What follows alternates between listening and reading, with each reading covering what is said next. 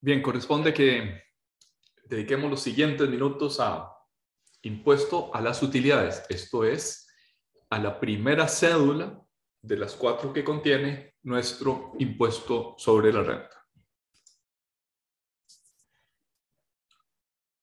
El hecho generador, ¿cuál es? Ya lo hemos venido diciendo, la obtención de rentas o beneficios de fuente costarricense.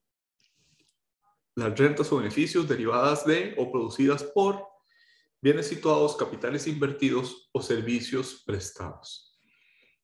El elemento subjetivo de ese hecho generador es personas físicas domiciliadas en Costa Rica o personas jurídicas constituidas en Costa Rica. Y se entiende por personas jurídicas constituidas en Costa Rica también lo que podríamos llamar divisiones de personas jurídicas constituidas en el exterior, como pueden ser las sucursales, una sucursal en Costa Rica de una persona jurídica constituida en el exterior. Una subsidiaria no, porque una subsidiaria ya es una persona jurídica constituida en Costa Rica cuya característica es que su propiedad accionaria pertenece a alguien del exterior. También entran dentro de este concepto los entes colectivos sin personalidad jurídica y algunos enumerados en la ley del impuesto sobre la renta, como pueden ser los fideicomisos, como pueden ser las sucesiones mientras permanezcan indivisas, etc. Son entes colectivos cuya característica es que hay un patrimonio afectado a la consecución de una determinada finalidad lucrativa, pero no hay personalidad jurídica. La ley no le concede personalidad jurídica a esos entes colectivos. Respecto a las personas físicas domiciliadas en Costa Rica, el artículo 5 del reglamento a la ley del impuesto sobre la renta podría incurrir en una ilegalidad porque se permite decir que para un impuesto creado para domiciliados, puede la administración tributaria tener facultades de considerarlos domiciliados en el país aunque estén domiciliados fuera de Costa Rica. Respecto a los extranjeros, están sujetos, están sometidos a este impuesto aquellos que hayan residido o permanecido en el país al menos 6 meses del periodo fiscal, 183 días. Dice la norma de forma continua, pero dijéramos esa continuidad no quiere decir sin excepciones. Cuando hay salidas excepcionales no se rompe la continuidad. En cuanto al elemento temporal, nuestro hecho generador del impuesto de las utilidades es un periodo anual, que anteriormente iba del 1 de octubre al 30 de septiembre y desde la ley 9635 va del 1 de enero al 31 de diciembre. Esto es, coincide con el año natural, aunque se admite la posibilidad de solicitar autorización de un periodo fiscal diferente. Ello es frecuente en contribuyentes estadounidenses que tienen un periodo fiscal, si no recuerdo mal, que concluye en abril, o que hay que presentar las declaraciones en abril, y por tanto pueden solicitar un periodo fiscal. Casi siempre esa posibilidad de otros periodos tiene que ver o bien con el ciclo económico. Por ejemplo, los productores de melón, pues es una actividad que ya está en vías de extinción en Costa Rica, pero los productores de melón durante muchos años se regían por un año melonero que iba del 1 de julio al 30 de junio siguiente. Repito, que tenga que ver con el ciclo económico, o bien que tenga que ver con el periodo de la casa matriz en el exterior.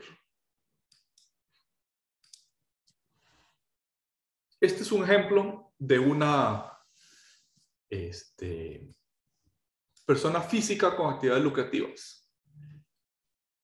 Ya se me está quedando un poquito viejito el ejemplo, pero en este caso había ingresos el 2 de octubre, el 3 de octubre, el 24 de octubre, el 1 de noviembre y así sucesivamente.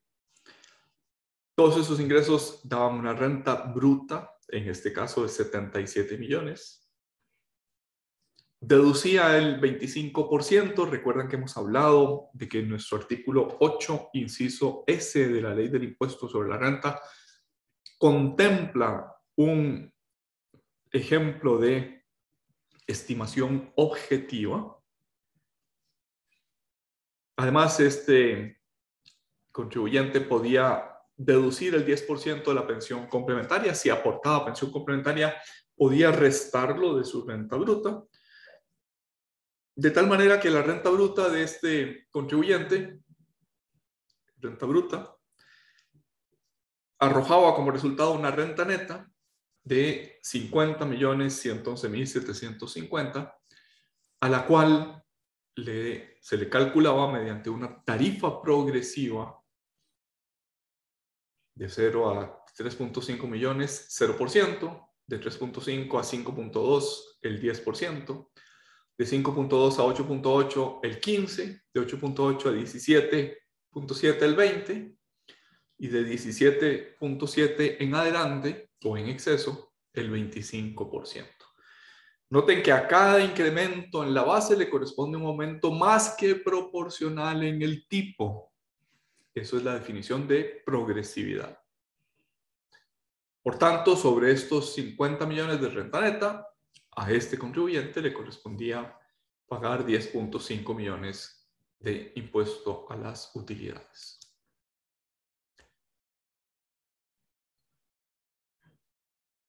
De ese impuesto, 10.5, supongamos que le había prestado algún servicio a un ente público, se le había retenido, el 2% sobre esos pagos, había hecho pagos parciales que se calculan según la fórmula del artículo 22 de la Ley del Impuesto sobre la Renta. Hay que leerlo, hay que sabérselo y será inmisericordiamente preguntado en el examen. Esto lo que quiere decir, ese artículo 22, es que puedo utilizar o bien el promedio de los últimos 3 periodos de impuesto, lo que pagué de impuesto, o bien el monto del año anterior, lo que sea más alto. En este caso, el promedio eran 7.3, mientras que el último periodo era 7.8, por tanto, se utiliza 7.8. 7.8 por el 25% da unos pagos parciales de 1.968.000. En este año, estamos hablando del 2018, aquí hay un error porque estos años deberían ser 2015, 2016 y 2017. Perdón por el error en el ejemplo. En ese año 2018, todavía el año fiscal era del 1 de octubre al 30 de septiembre. Por tanto, había que hacer pagos parciales en los trimestres del último día hábil de marzo, último día hábil de junio y último día hábil de septiembre. Esos adelantos o pagos a cuenta del impuesto sobre la renta evidentemente se restan de este impuesto a pagar. Las retenciones también se restan y le correspondía pagar un impuesto final de 4.3 millones de colones. Sobre esta última suma todavía podía deducir lo que se llama en la ley créditos familiares. Léanlos por favor, están en el artículo 15 de la ley del impuesto sobre la renta. Por el cónyuge, esa suma; por los hijos, una suma un poquito menor, siempre que fueran menores de 25 años o bien que estuvieran en edad escolar. De tal manera que este cristiano, el 17 de diciembre del 2018, tuvo que pagar al erario público 4.2 millones, casi 4.3 millones de colones. Eso se paga mediante la plataforma informática del del Ministerio de Hacienda, de la Dirección General de Tributación. Esta es una copia de pantalla de cómo se ve esa declaración. Allí, digamos, empieza aquí con unas normas identificativas, qué periodo es, cuál es la cédula del declarante, si es la declaración original o es una rectificativa, cuál es el nombre del contribuyente. Después tiene que poner los ingresos y los egresos. Los egresos son costos, gastos y deducciones. Determina una renta neta, lo que acabamos de hacer. Y a esa renta neta le aplica el impuesto menos las deducciones que pudiera tener por algún régimen en particular. Determinado el tributo, le resta los créditos familiares, aplicables solo para personas físicas. Para personas jurídicas no solo no aplican esos créditos, sino que no aplica la tarifa progresiva. Aplica una tarifa única, que en la mayoría de los casos es del 30%. De nuevo está en el artículo 15 de la Ley de Impuestos de Renta, que de nuevo hay que leerlo. Resta las retenciones, resta los pagos parciales y llega a una suma final a pagar al erario público con la presentación de la declaración. Si se presenta extemporáneamente, se causan intereses. El impuesto más los intereses es el total de la deuda tributaria. Puede solicitarse compensar esa deuda tributaria con créditos que yo pudiera tener a mi favor. De tal manera que si esta última cifra, esta última casilla es positiva, es el monto a pagar. Otros deberes formales y materiales: soportar retenciones, hacer pagos parciales, materiales, y formales: llevar contabilidad, emitir facturas autorizadas, presentar la declaración del impuesto sobre la renta. Sí estamos grabando, ¿verdad? Sí.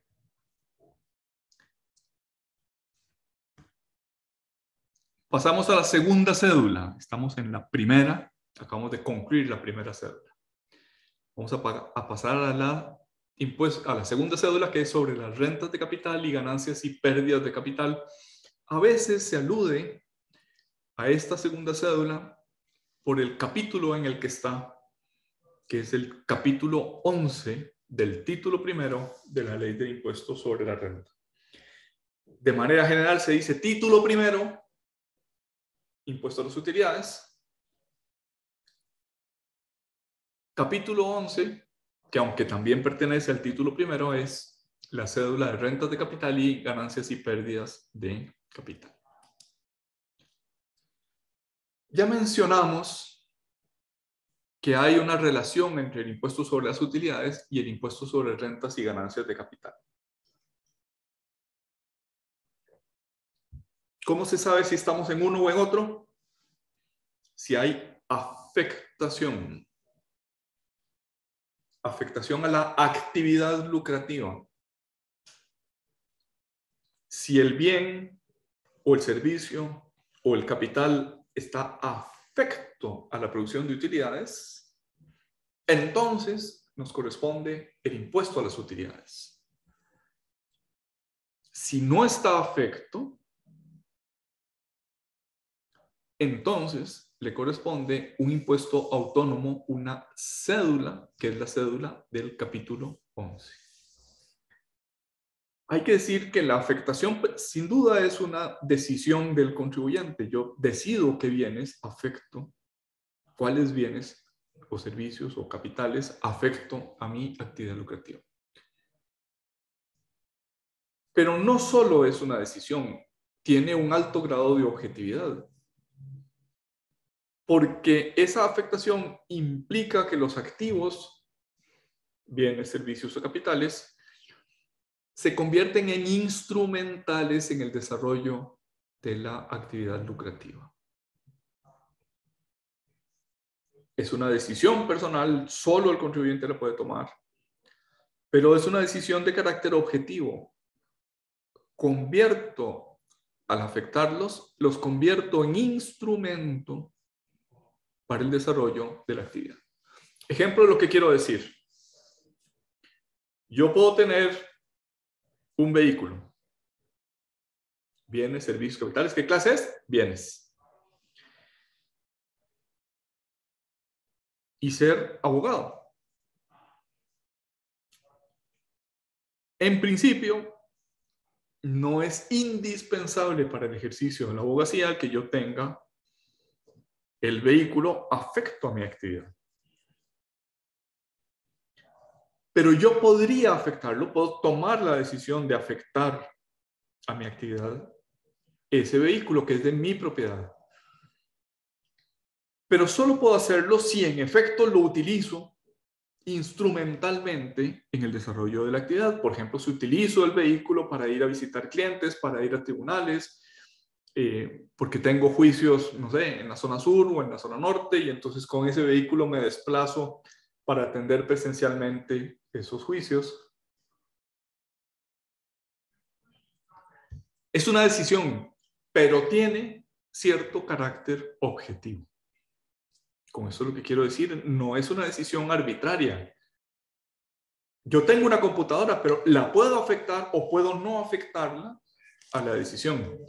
Si la afecto es porque en efecto la convierto en un medio, en un instrumento para obtener ingresos en mi actividad lucrativa. Algunos ejemplos de esa relación entre el capítulo 11 y el título primero. Ya dijimos que el capítulo 11 es parte del título primero, pero a efectos de simplificar, llamamos capítulo 11 a la cédula, rentas de capital y ganancias y pérdidas de capital, y llamamos título primero al impuesto a las utilidades. Supongamos que hay un activo, una maquinaria, activo tangible, que tangible quiere decir que se puede tocar. Yo puedo alquilarlo y entonces es una renta del capital. Yo puedo tener, digamos, una máquina mezcladora de cemento como las que aparecen en la filmina y la puedo alquilar. Si no la tengo afectada a mi actividad lucrativa, por ejemplo, porque yo tengo la máquina y la alquilo, pero mi actividad lucrativa es como abogado, no como constructor, entonces esa renta tributa en el capítulo 11. Pero si la misma maquinaria está afectada, por ejemplo, yo soy ingeniero civil que me dedico a construir y al mismo tiempo alquilo esa maquinaria, afecta a mi actividad lucrativa, pero también obtiene una renta de capital por alquiler, entonces se sustrae del capítulo 11 y queda subsumida en el título primero. Pensemos en un activo intangible, en la marca de una empresa. Si esa marca se vende por encima del valor en libros, genera una ganancia de capital que en principio, si no está afecta, tributa en el título 11. Pero si sí está afecta, es gravable en el impuesto a las utilidades. El concepto clave es el concepto de afectación.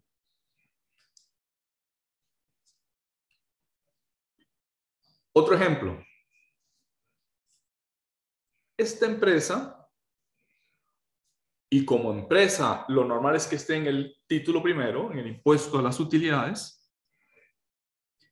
tiene un exceso de liquidez temporal. Pensemos, por ejemplo, en un hotel que tiene dos ciclos económicos muy marcados. El ciclo Navidad, Semana Santa, vacaciones de 15 días, dijéramos unos 8 meses en que tiene fuertes ingresos y tiene otros 4 meses en los que tiene muy pocos ingresos. ¿Y por qué? Pues porque hasta que llegue el siguiente ciclo de Navidad, poca gente va a ir a ese hotel porque es un hotel de montaña donde hay mucha lluvia y en la época lluviosa pues llegan muchas menos turistas. Esta empresa, al final del ciclo de más ingresos en el año, podría tener excedentes de liquidez y podría decidir, bueno, compro un título valor, lo someto a unos ingresos por intereses y los voy retirando esas inversiones según las vaya necesitando durante el periodo de menos ingresos. Entonces, si estoy utilizando el capital de la empresa y los excedentes de liquidez de la empresa, en principio aquello es un bien afecto al impuesto a las utilidades.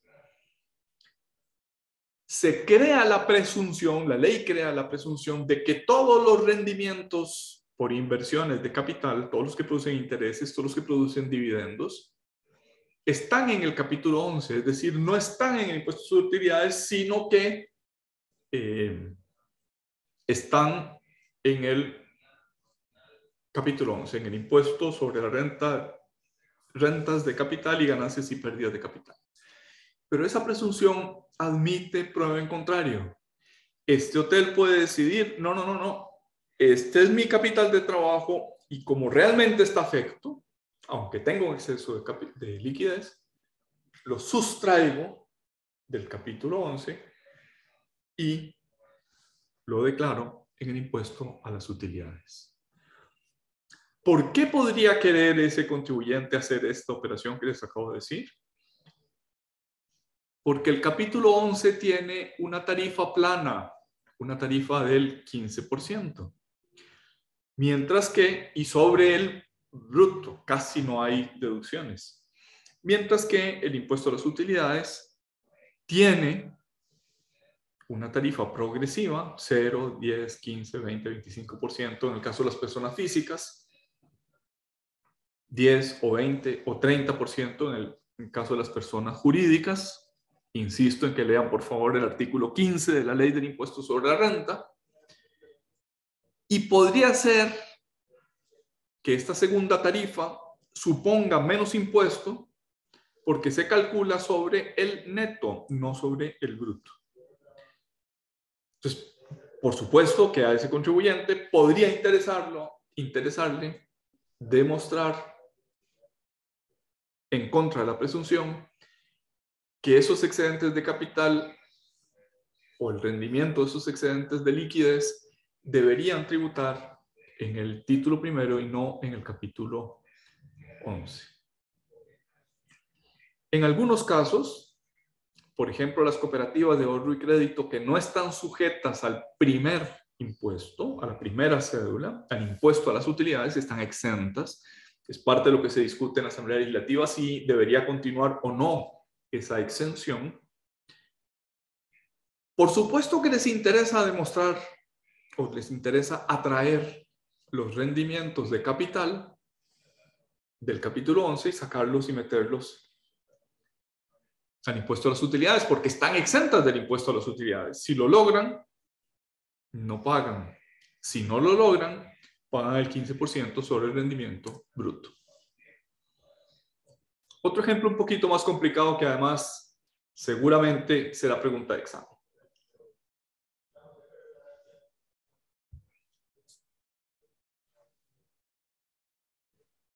Vamos a suponer que Irene es dueña de un hotel, digamos en Monteverde. ¿Te gustaría, Irene, ser dueña de un hotel en Monteverde? Sí, ¿por qué no? Bien. Y un flujo importante de turistas proviene, el hotel de Irene es un hotel de aventura en Monteverde, que es para ir a ver, pues no sé, aguiluchos penachudos de Monteverde, que parece que es una especie endémica de esta zona. Y eso significa que el tipo de cliente que Irene atrae a su hotel es gente joven, con binoculares y cámaras fotográficas, estas con unos lentes inmensos, que quieren ir a ver el ciclo de esta ave. Spizaetus ornatus se llama el aguilucho penachudo. E Irene, que tiene ese hotel y que esos son sus clientes, porque el aguilucho resulta que hace nido en un lugar cerca del hotel donde se puede observar muy bien. Irene se da cuenta de que muchos de sus clientes provienen de una agencia de viajes. Una agencia de viajes ahora virtual que, pues no sé, por decir alguna cosa, sus clientes vienen de Nueva York o de Nueva Inglaterra en general, donde hay una gran afición a ver aves.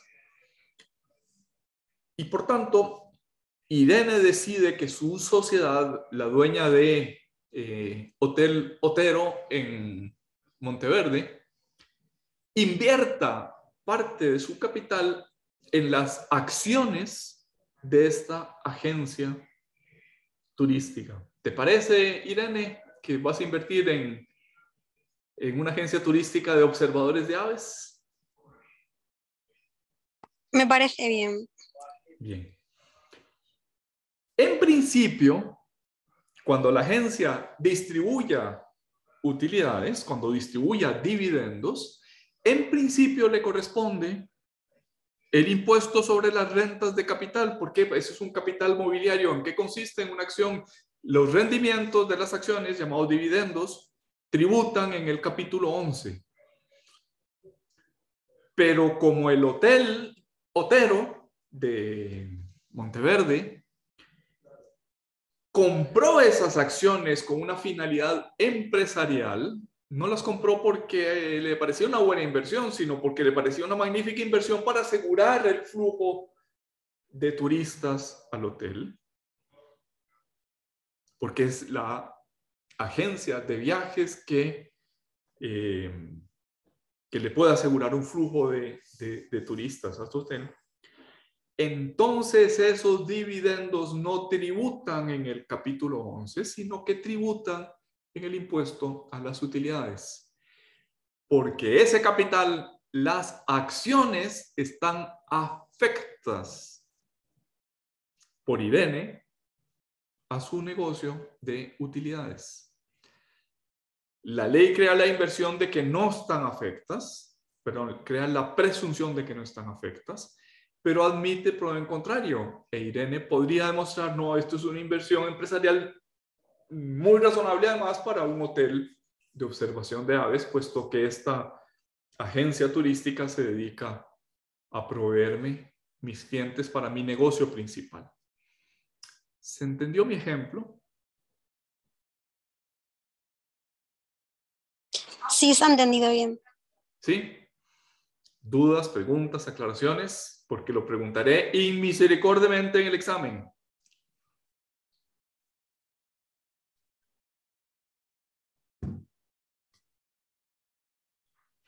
Bien, suponemos que no hay dudas.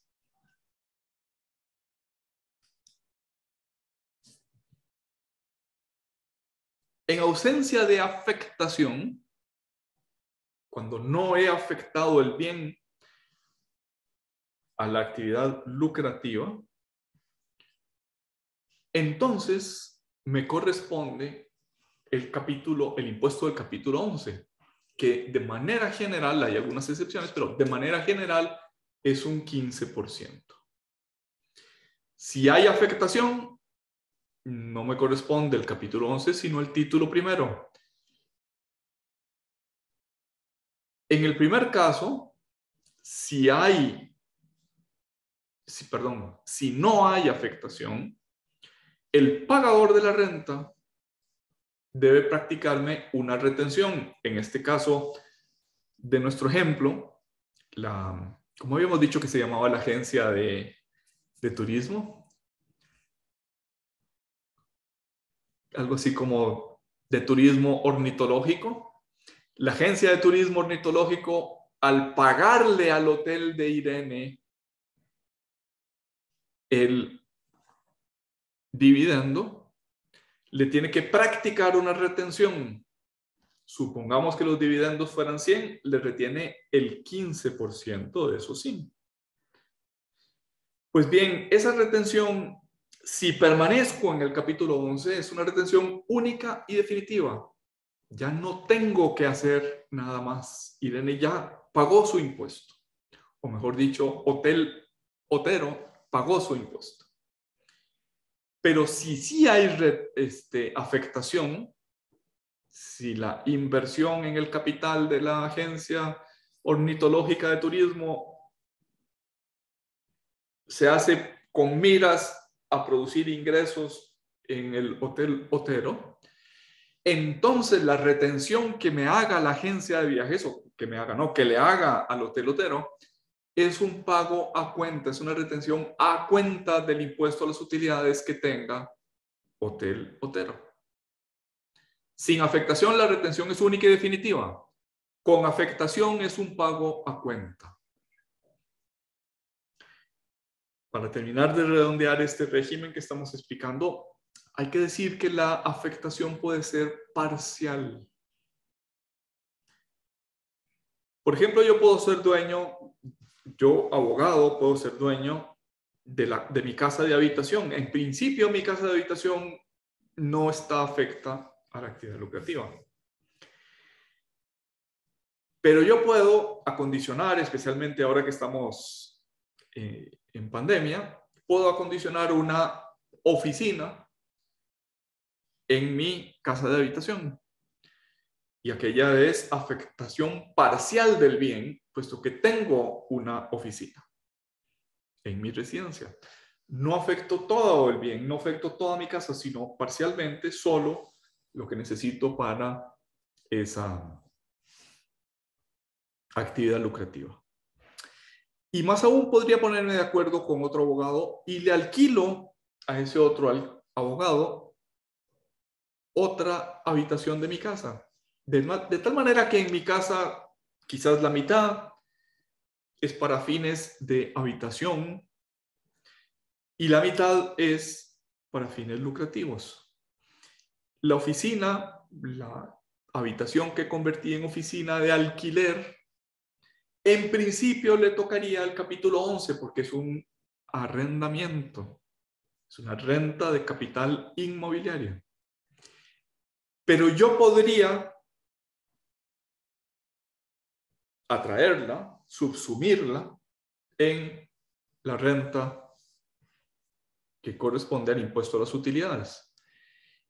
Hombre, porque podríamos decir, tenemos una conexión a internet común, tenemos una impresora que utilizamos uno y otro, tenemos una secretaria o una recepcionista o un mensajero. El otro abogado me paga alquiler, sí, pero eso forma parte de un conglomerado sometido al impuesto a las utilidades. Eso es una afectación parcial. Cuando el bien no está dividido, pero se utiliza simultáneamente en una actividad lucrativa, título primero, y en necesidades privadas, que no están sujetas ni al impuesto a las utilidades, ni al impuesto, ni a ninguno de los otros impuestos cedulares. Decíamos unas filminas atrás que son grabables en este capítulo 11 las ganancias y pérdidas de capital. Quizás habría que decir, son grabables las ganancias, son deducibles las pérdidas de capital. Dice la ley, tanto las realizadas como las no realizadas, en la medida que provengan de activos afectos a la actividad empresarial. Si yo tengo un vehículo y le cae un rayo y aquello produce pérdida total del vehículo, esa pérdida no es deducible, excepto que el vehículo esté afecto a mi actividad lucrativa, título primero, o esté afecto a las rentas del capítulo 11, por ejemplo, si es un vehículo que yo doy en arrendamiento a cargo, digamos, a un taxista o a un chofer de Uber. Pero si está afecto, ya sea al título primero, ya sea al capítulo 11, entonces la ganancia y la pérdida, la ganancia es gravable, la pérdida es deducible. La ganancia, ¿cuál es la ganancia? Si yo enajeno el vehículo, lo vendo, y me dan por él más que su valor residual de acuerdo con las normas contables y tributarias.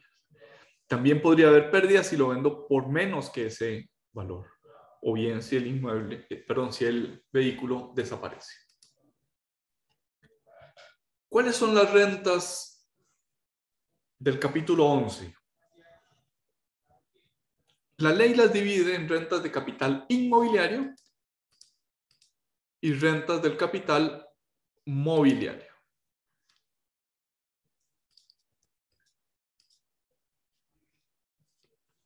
Las rentas del capital mobiliario comprenden típicamente las de arrendamiento y las de subarrendamiento.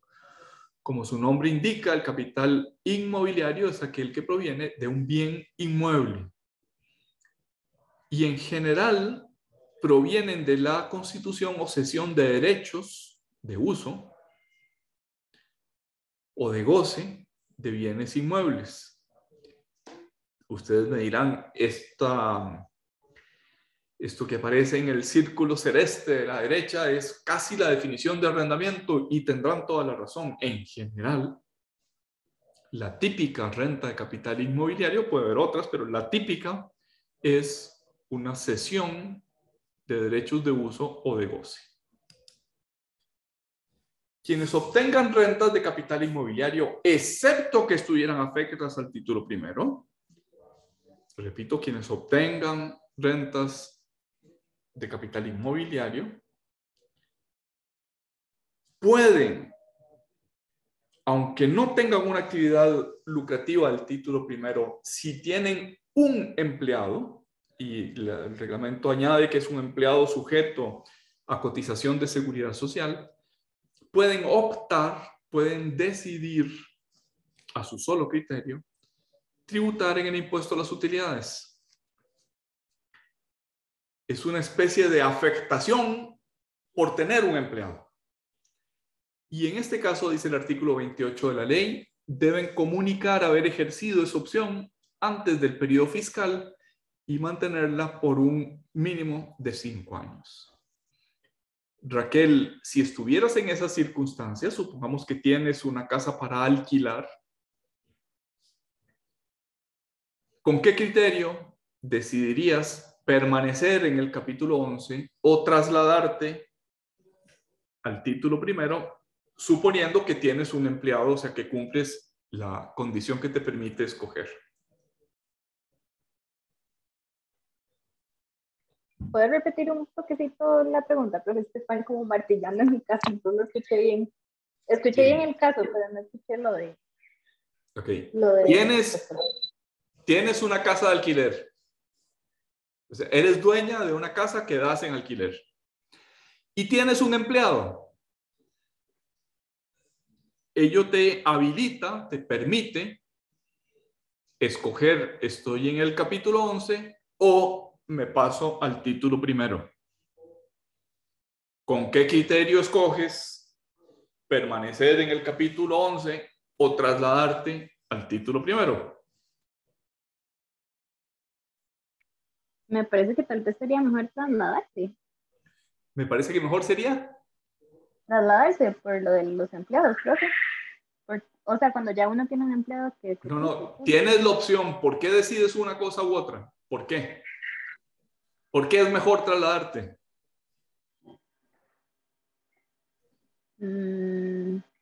Por la parte de... Es que no sé si incluyen, pero como la extensión, por decirlo de alguna forma. Que está como incluido dentro de mi... No en las pérdidas, pero como eso. Yo creo que la respuesta es ¿en dónde te sale más barato? ¿En dónde pagas menos impuesto? Es que yo pensaría que pago menos si tengo excluido la parte de mi empleado. Normalmente pagas menos si haces los números. No, si no haces los números, no puedes decidir. Te pongo unos ejemplos. Supongamos que compraste la casa con un préstamo y estás pagando el préstamo y estás pagando intereses por ese préstamo. Y que pagaste el notario para comprar la casa y que pagaste derechos de traspaso, etc. ¿Qué quiere esto decir? Que tuviste muchos gastos. Si estás en el impuesto a las utilidades, esa cantidad de gastos implica que vas a tener menos renta neta. Y seguramente, bueno, además del empleado, del salario del empleado, tu renta neta va a ser menor, de tal manera que al aplicar la tarifa progresiva a la renta neta, es probable que pagues menos impuesto que el que te correspondería en el capítulo 11, que no tiene gastos deducibles y que es un 15% prácticamente sobre el ingreso bruto. ¿Se entiende el razonamiento? Haces los números y en ambos escenarios, y donde pagues menos, ahí es donde escoges. ¿Se entendió, Raquel, o no se entendió? ¿Puedo repetir lo último, profe? Es que tengo el internet horrible y se me cortó. Lo escuché Haces los hasta números en los números. cada escenario, Ujú. en el capítulo 11 y en el título primero, y donde pagues menos impuesto, eso es lo que escoges. Porque la ley te da la opción de escoger. Profe, y una pregunta con eso de los trabajadores. ¿Usted normalmente qué tipo de trabajadores usted piensa que es útil? Por O sea, ejemplo, ¿usted siente que un salario más alto, por ejemplo, de un trabajador de X cosa, o normalmente son, por ejemplo, como, no sé, una empleada doméstica y que es un salario básico o algo por el estilo? la ley solo exige un empleado.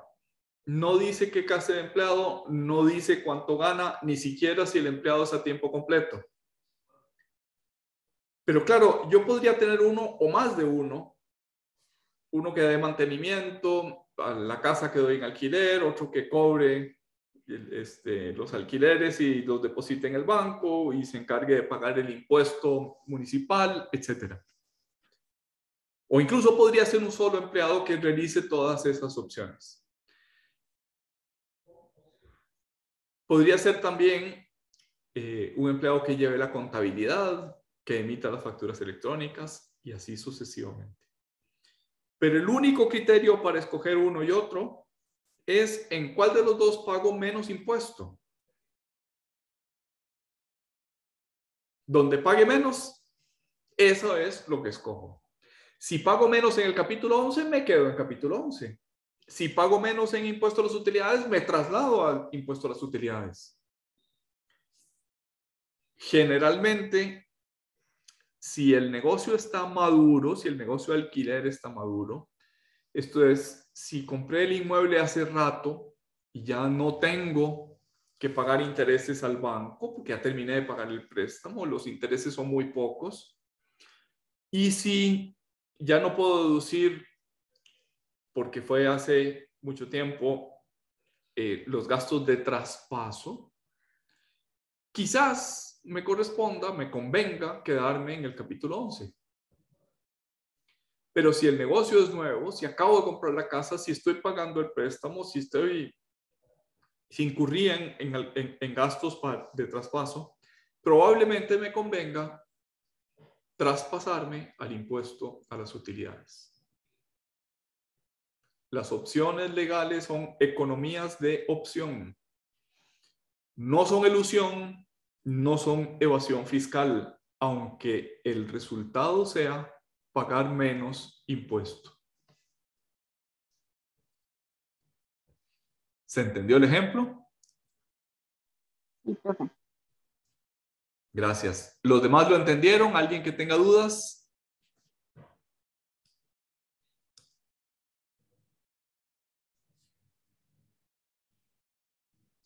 Parece que no las hay.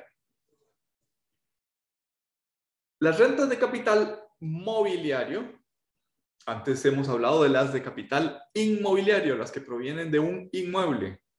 Las rentas de capital mobiliario son aquellas que provienen de la cesión a terceros de fondos propios. ¿Qué es esto? Es un préstamo que genera intereses.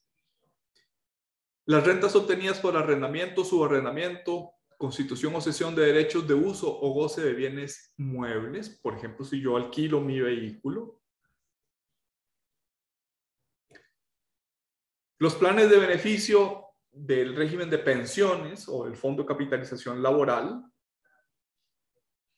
Y las distribuciones de renta disponible en forma de dividendos y similares a los dividendos.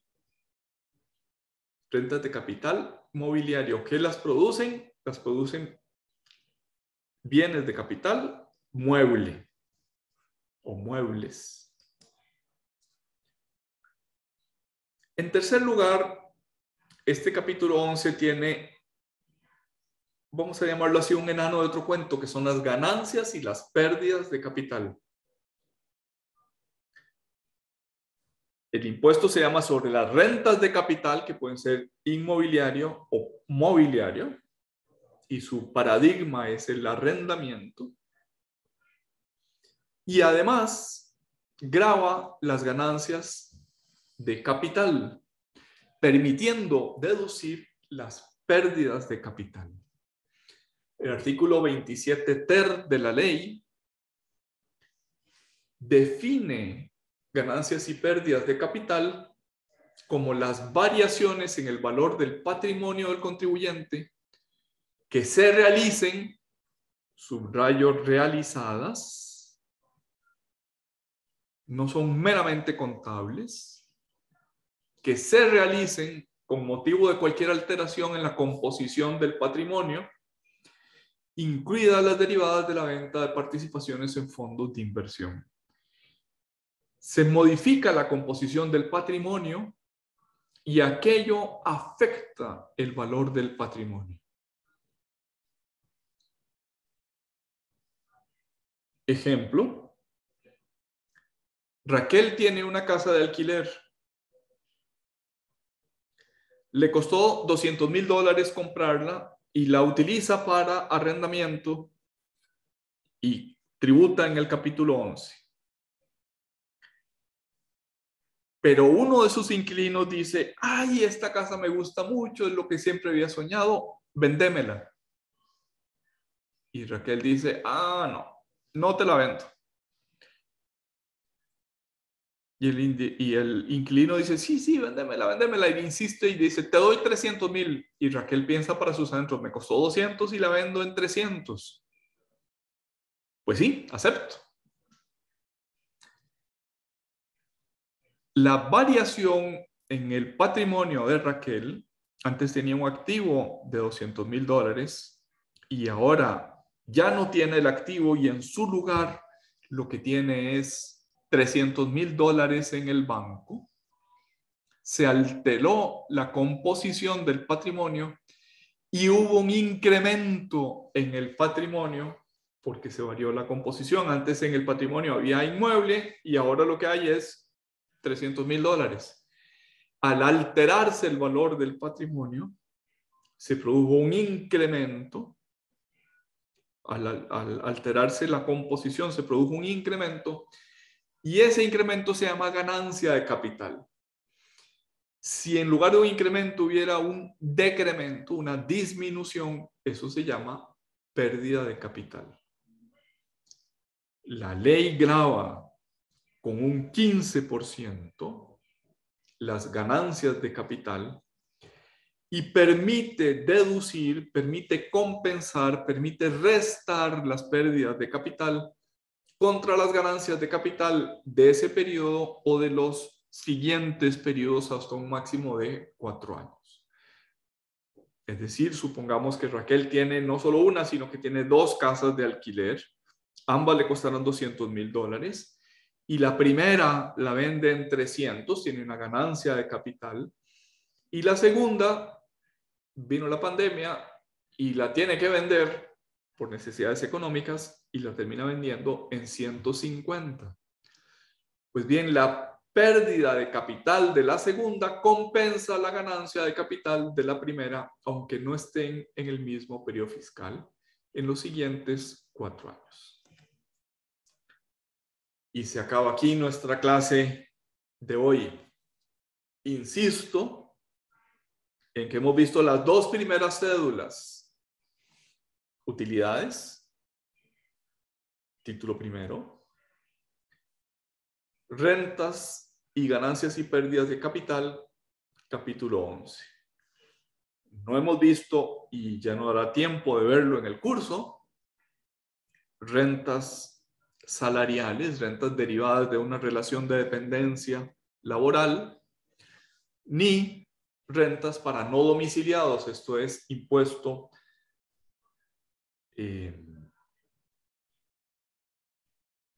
se me fue el nombre, impuesto de remesas al exterior. No las hemos visto, estas dos segundas cédulas, y ya no dará oportunidad de verlas. Concluimos aquí la clase de hoy. Si no hay dudas, preguntas, aclaraciones, comentarios. Muchas gracias, profe. Con mucho gusto. Nos vemos el jueves si Dios lo permite. Hasta el jueves. Adiós.